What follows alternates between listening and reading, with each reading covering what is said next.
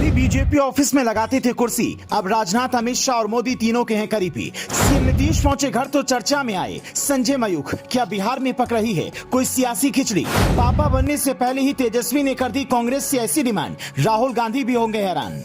बिहार की सियासत में बीते 24 घंटे में कुछ ऐसा हुआ जिसके बाद कयास लगने लगे कि नीतीश कुमार क्या फिर से पाला बदलेंगे। ये तस्वीर देखिए, नीतीश कुमार छठी मैया की पूजा का प्रसाद खाने अचानक से एक बीजेपी नेता के घर पहुंच गए। ये वही बीजेपी नेता हैं जो कुछ सालों पहले तक पार्टी मुख्यालय में कुर्सी लगाते थे, लेकिन आज विधान परिषद के सदस्य हैं। बीजेपी में इनकी पकड़ इतनी मजबूत है कि राजनाथ, अमित शाह और पीएम मोदी तीनों से अच्छे रिश्ते हैं। कुछ दिनों पहले नीतीश कुमार ने राजनाथ सिंह से फोन पर बातचीत की थी।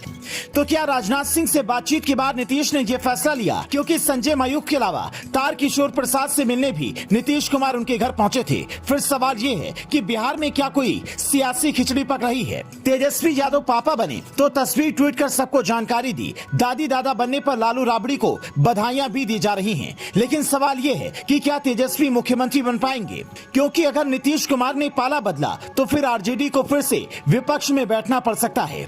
ऐसा कहा जा रहा है कि बीजेपी बिहार में मौके के इंतजार में। मनीष कश्यप ने कुछ दिन पहले ही कहा था कि तेजस्वी को सीएम नहीं बनने देंगे, तो कई मीडिया चैनल्स में ऐसी खबरें आई कि मनीष कश्यप को बीजेपी का प्लान किसने बताया। अब खुद नीतीश बीजेपी नेता के पास पहुंचे तो ये सवाल फिर से उठने लगे कि क्या बीजेपी कोई बड़ा प्लान बना रही है?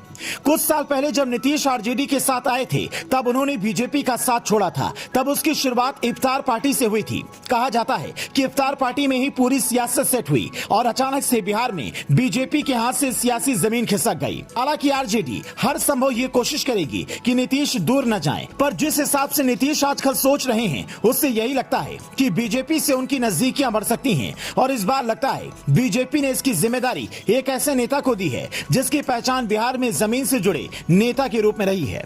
वैशाली के रहने वाले डॉक्टर संजय मयूख बीजेपी के राष्ट्रीय मीडिया प्रभारी और राष्ट्रीय प्रवक्ता भी हैं। इनके पिता सरकारी स्कूल में टीचर थे। साल 1990 में संजय मयूख ने बीजेपी की सदस्यता ली। कहते हैं कि शुरुआती दिनों में बिना किसी भेदभाव के इन्होंने पार्टी को मजबूती देने का काम किया। साल 1995 में इन्हें बिहार प्रदेश बीजेपी का उपाध्यक्ष बनाया गया, फिर मीडिया प्रभारी बनाए गए।